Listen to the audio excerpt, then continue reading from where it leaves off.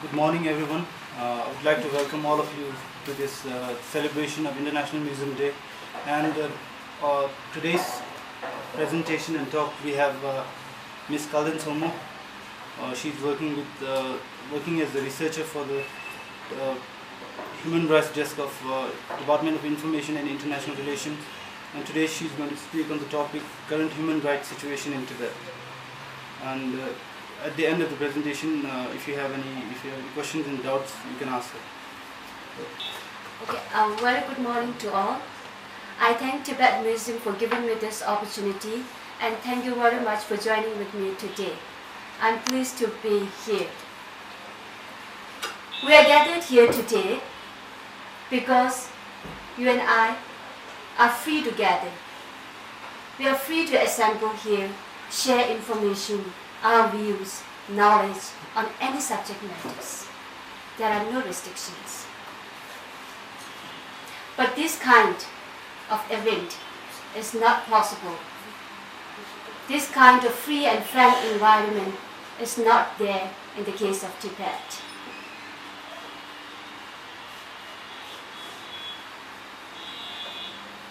When I refer Tibet, I mean Tibet that is consists of three traditional provinces, Kham, Amdo, and Utsang. Today, Tibet under Chinese control, Tibet is divided as Tibet Autonomous Region, and most part of our traditional provinces of Kham and Amdo are incorporated into Chinese province of Qinghai, Gansu, Sichuan, and Yunnan. So the very first information that I want to inform or I want to share you all is that when Chinese officials refer Tibet, and when you come across any Chinese official propaganda material on Tibet, they refer Tibet this only, that is Tibet Autonomous Region, which has only 1.2 million square kilometers. Tibet actually consists of 2.5 million square kilometers, but they do not consider. They refer Tibet as only this, Tibet Autonomous Region. Given my today's topic, human rights situation inside Tibet, I have no good news to share. In fact, the human rights situation inside Tibet has become back to worse. Human rights situation inside Tibet continues to remain a serious concern. According to 2015 annual survey of freedom in the world conducted by the Freedom House, the US-based non-governmental organization that conducts research on democracy, human rights, and political rights in the world, their finding shows that Tibet is next to Syria. Tibet is ranked as the second worst place in the world in terms of political and civil rights. Having said that, today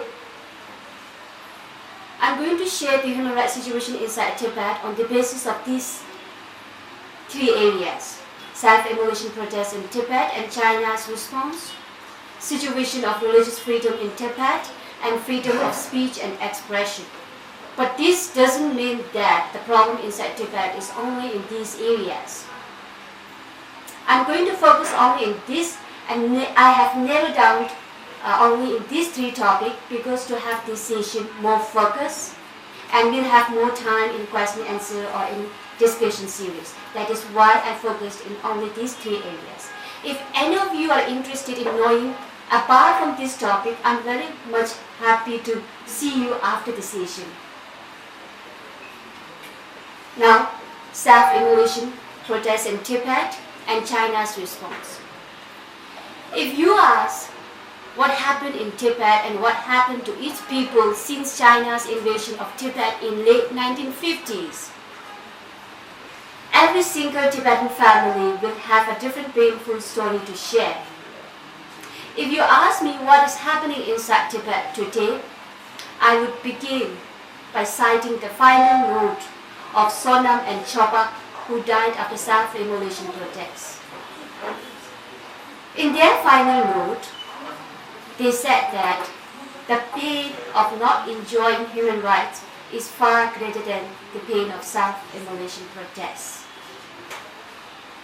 Despite numbers of international human rights treaties, conventions, and declarations, Tibetans in Tibet continue to face severe threat for exercising their basic rights. However, Tibetans continue to raise their voice, even at the cost of their life. Arbitrary detention, sentencing, interrogation, torture have become common in Tibet today. Tibetans' petitions, street protests, peaceful assembly and demonstration against the denial of their basic rights bring more arrests, prison sentences, disappearances, and torture in Tibet. Because of that, due to this unsettled and repressive situation, today Tibetans are resorting to self-immolation protests. Tibetan fathers and mothers, nomads and farmers, students and intellectuals, monks and nuns, they are resorting to self-immolation protests.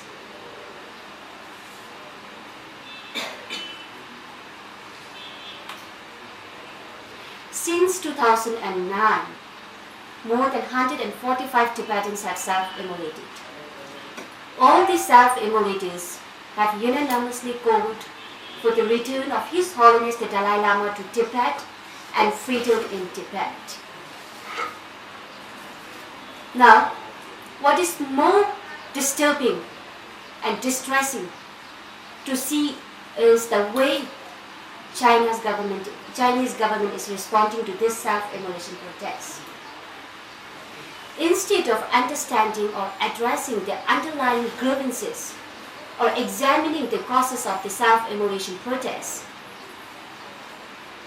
Chinese government respond to these self-immolation protests with further repressive policies, and they criminalize partners, families, relatives, and monasteries or friends of the self-immolators.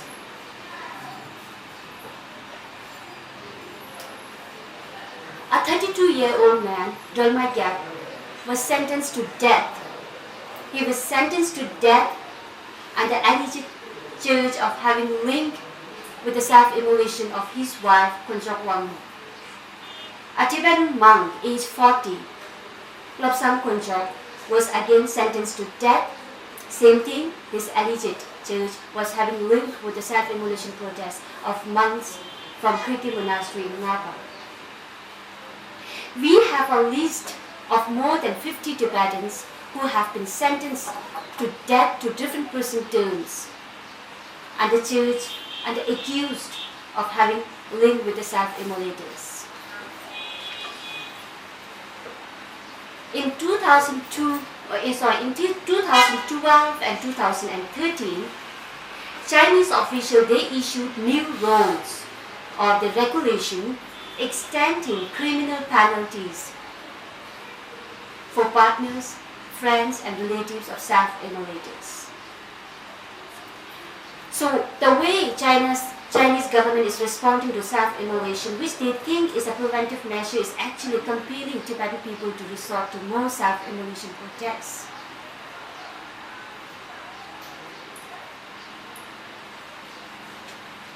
Coming to my second point on the religious freedom in Tibet.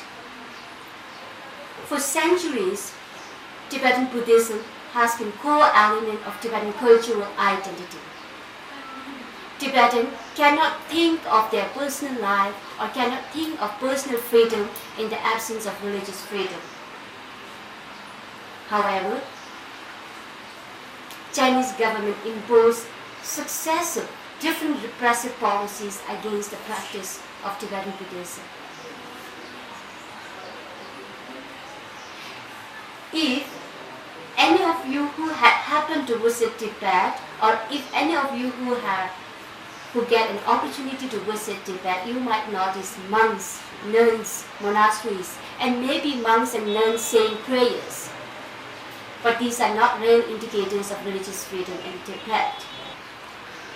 If one were to look closer and examine deeper, today monasteries and nunneries in Tibet have become China's propaganda institution. Monasteries and nunneries, which used to be run or which used to be administered or managed by senior learned monks, their roles have been taken over by Chinese government-backed committee called Democratic Management Committee. So every monastery, there is a committee called Democratic Management Committee. The committee consists of Chinese government officials and party cadres and let me use their word, loyal Tibetans. So they have taken over the role of the daily management and administration of monastery. So they have taken over the role and daily management of the monastery. So today, monastery is managed and run by a group or by a committee who has no knowledge about Tibetan Buddhism. Tibetans under the age of 18 are not allowed to enroll in monasteries and nunneries. Chinese and officially atheist government who believe in no religion, let alone their respect, faith in centuries-old Tibetan Buddhist system of reincarnation practice, is controlling or interfering in Tibetan reincarnation system. In 2007, China's State Administration of Religious Affairs, they issue a new regulation called Order Number 5. So according to their document, Order Number 5, it says that all the reincarnated senior Tibetan Buddhist learned monks should have a government approval. Now the case of Tibet's 11th Panchen Lama is one of the most prominent cases which reflect how China has gone beyond interfering in centuries-old Tibetan Buddhist practice of reincarnation. His Holiness the Dalai Lama and the Panchen Lama, they shared a very unique historical and spiritual relationship. Because of this relationship, on 14 May 1995, His Holiness the Dalai Lama recognized a 6-year-old boy, Kalden Tsomo, as the reincarnation of the 10th Panchen Lama. However, 3 days after His Holiness the Dalai Lama publicly announced Kalden Tsomo as the 11th Panchen Lama of Tibet, on 17 May 1995, Chinese authorities have abducted him and his family. Since then, since 17 May 1995, we have no information about his well-being and whereabouts. Not only the Chinese authorities have abducted him and his family, they picked another boy, another 6-year-old boy, and named him their Panchen Lama. Today, there are 2 Panchen Lama. One, recognized by His Holiness the Dalai Lama, he is Kalden Tsomo. Another boy installed or imposed by Beijing government. So Kalden Tsomo, recognized by His Holiness the Dalai Lama, is widely accepted and respected by all Tibetans. Whereas another boy, that is China's appointed boy, Panchen Lama, is rejected, and Tibetan commonly referred him as Panchen Zuma, that is fake Panchen. However, it is very unfortunate that both the young boys who are in 20s now are victims of China's effort to control Tibetan religious and to control Tibetan centuries-old practice of reincarnation.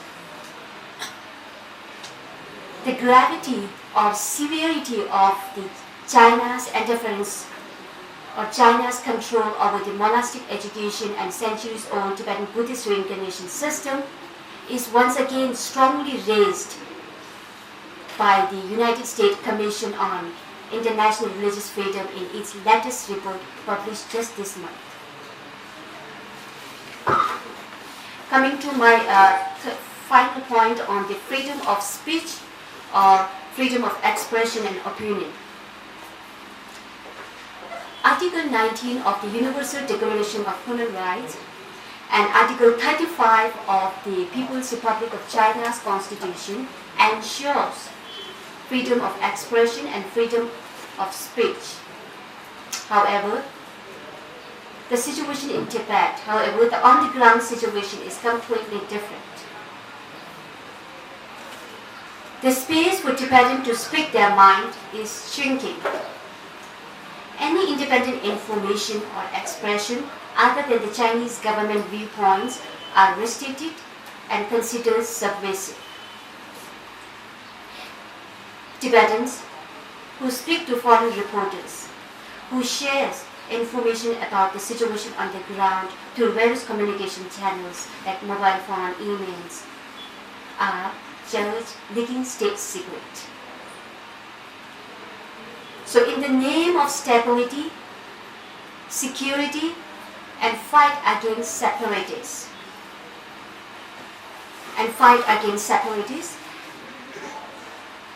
there is no space for Tibetans to share their mind, to speak and to raise their voice.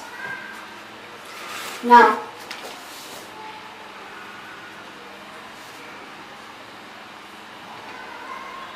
Tibetan intellectuals, writers, singers, filmmakers are particularly targeted since 2008. We have a name or we have a list of more than 50 Tibetan writers, singers and intellectuals who have been detained, sentenced and disappeared since 2008. Now this is one of the most prominent cases that happened just recently. A prominent Tibetan writer and blogger,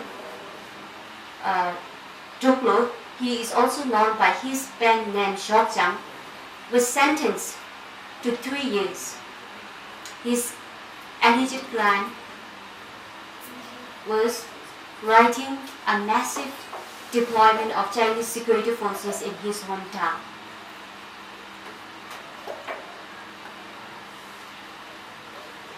Another Tibetan monk and writer, Lobsang Jayang, was sentenced to 7.5 years this year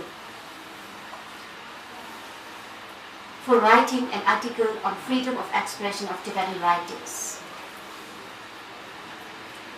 So in conclusion, I would like to say that in the age of high-speed internet, Tibetans in Tibet are still subjected to high control and surveillance.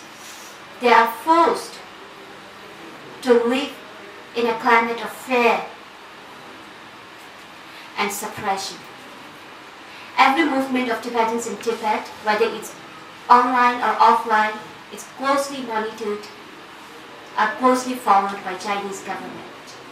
So there is no space for Tibetans inside Tibet to raise their voice.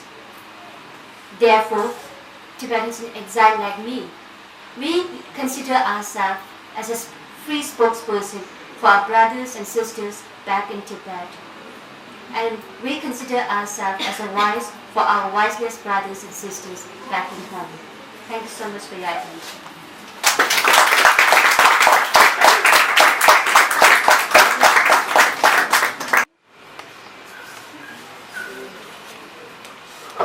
Yeah, I have a question. I haven't visited Tibet, but I do have a question. I was wondering, in the monasteries, what are they? Do you know the monks what they're allowed to practice and what they're not allowed to practice? Okay, thank you. So you mean that are they allowed to practice Tibetan Buddhism or not? What are they allowed to practice? Okay, what are they? There are monasteries, there are monks, and there are nuns. But the numbers of monks and nuns are drastically reduced because the Chinese government has imposed the numbers of monks and nuns in each monastery and nunneries. First thing. And second thing, Tibetans who are underage are not allowed to become monks and nuns. What we Tibetans normally give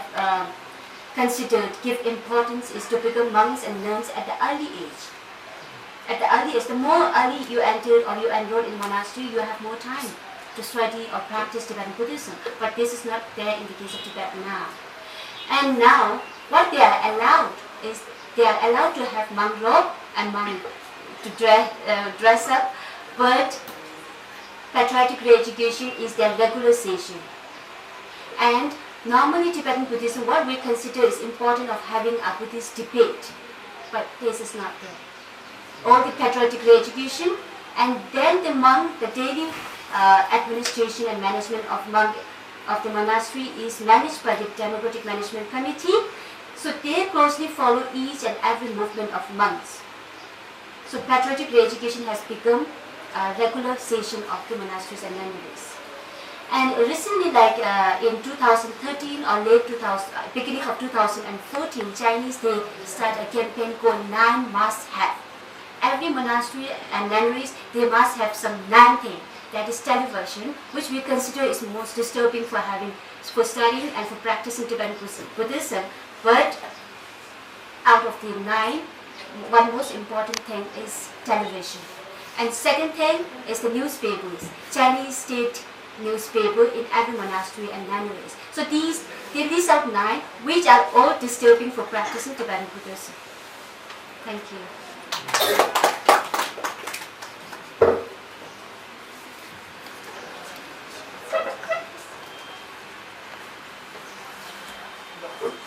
Is there any support from any human rights organization?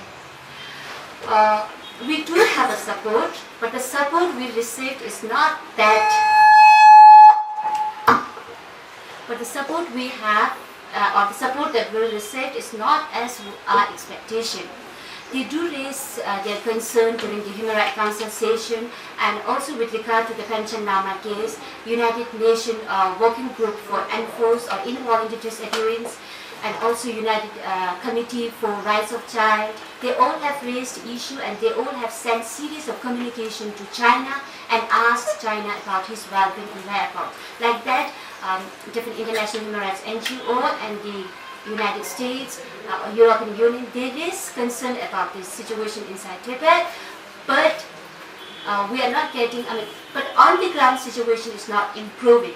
All we have is on the paper and raising concern during the big gathering, human rights gathering. But Chinese government turned deaf ear. They are not giving a response at all.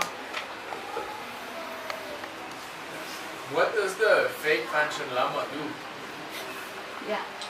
So what the fake Panchen Lama do is not in his hand. Again, what he does and what he has to do and what he's not supposed to do, all are controlled by the Beijing government. That's understandable, right? Government. So what Chinese government is trying to do is to raise his profile. And the monastery, the traditional monastery of Panchen Lama is Tashil Rumpo. So Panchen Lama recognized by His Holiness is Masay, and so Chinese government invite or take him to the Tashil Rumpo, but the response received from Tibetan people is very negative. He did not get that response. So currently he is in the Beijing, but again under the control of China. So Chinese government, what they do is to raise his profile by inviting him all the public big gathering and all. So he lives in that house? He is free. He is in Beijing now. Oh, Beijing. In Right, Beijing okay. now. Yeah. Oh.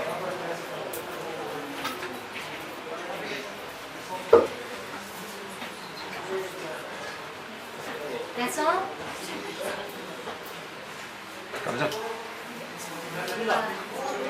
So, thank you so much. Thank you so much for your time.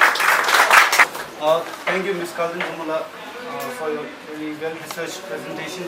Now I'll request Mr. Tibet, the director of the Tibet Museum, to offer her a Tibetan white scarf and a Tibet Museum publication, History of Tibet.